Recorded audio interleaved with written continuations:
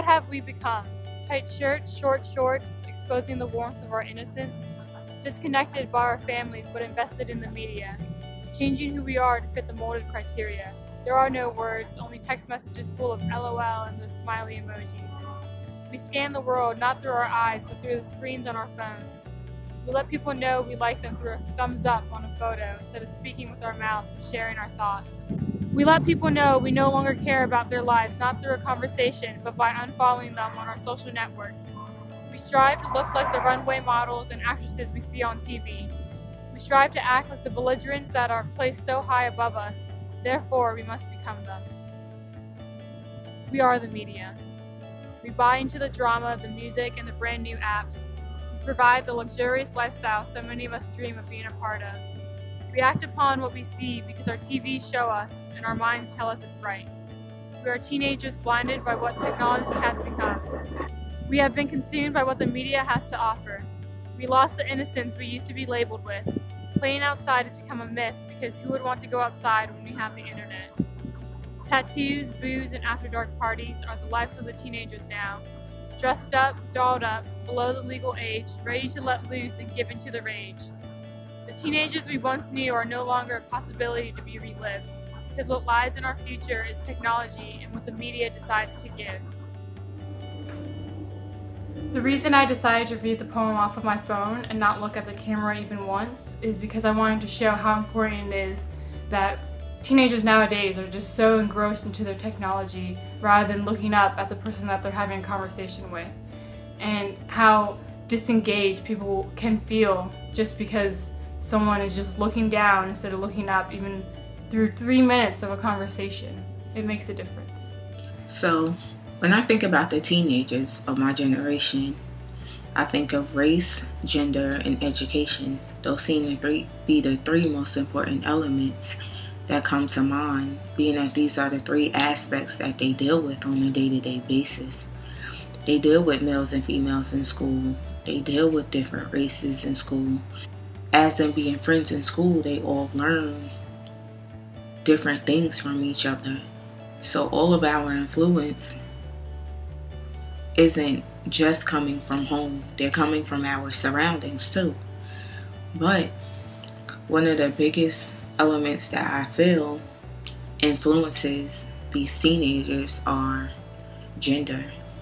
With the new generation, it's as if kids are more focused on a relationship opposed to school. And of course school should be more important, but genders attract to each other. So you can't blame them for that. You can blame them for being grown, but that's about it. With gender attracting to each other and it causes relationships, these relationships are leading to the downfalls in the children's education, being that although, adults try to have influence on their kids, and you're with adults every day, kids are more prone to talk to their peers more than to their parents. And of course their peers are going to influence them in a different way than parents are going to influence them. They're going to listen more to what their peers say opposed to what their parents say, and eventually they'll just have to learn from that. High school for me was great. I had amazing friends, I had amazing times, and there was lots of amazing memories. Everything from running track in my freshman year, to cheering, to playing volleyball, to senior year, to grad bash, prom, all of that. It was amazing. It was also a lot different than now. I didn't care what other people thought. And other kids my age, we didn't care what people thought about it. You know, if the cool kids at school told me, you don't wear weave or you don't do this, you're not cool. Okay, that's fine. I have my best friends. That's fine. But I feel like now, as a female, we just want to be accepted. Outside people, such as media and the internet, have made it socially wrong to be different. Everybody wants to have the long 24-inch hair. Everybody wants to have one of the latest lashes. Everybody wants to know how to draw their eyebrows on. Everyone needs to have the newest MAC lipstick. And it's weird because these are young girls who are thinking this. These are girls about, we'll say, 13 or 16. I shop with them. I'm in the store and they're in Victoria's Secret. I'm like, well, they're in MAC and I'm looking at the same lipstick I'm looking at. School, I feel, can build your self-esteem and it can tear it down just like that. If you're accepted, then of course you have a high self-esteem about you. If you're different, people look at you differently and their self-esteem goes down.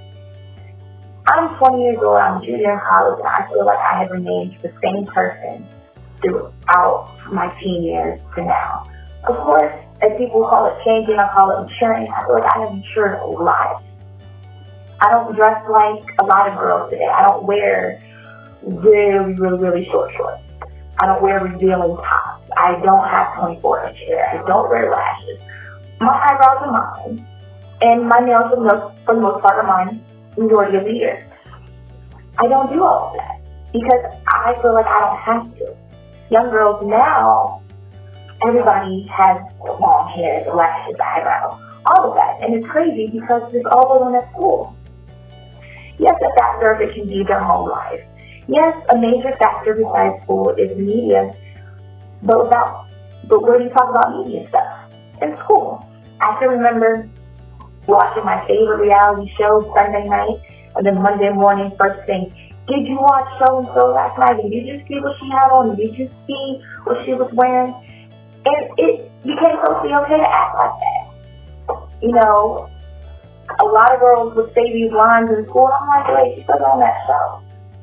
Hi, I'm Talaya, and I am covering family from ages of socialization, and I feel like teenagers now really lack discipline, and I believe that family is the root of all the issues now that we see.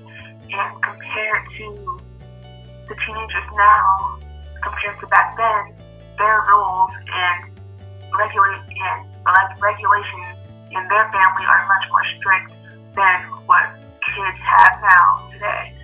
So some things that I've noticed is that teens, mostly like the girls, are getting pregnant at such a young age, and since they don't have as much discipline now as teenagers, they have to pretty much brush discipline under the rug, and they just go with the flow. They don't teach their children values and morals and things like that, so they get out of hand.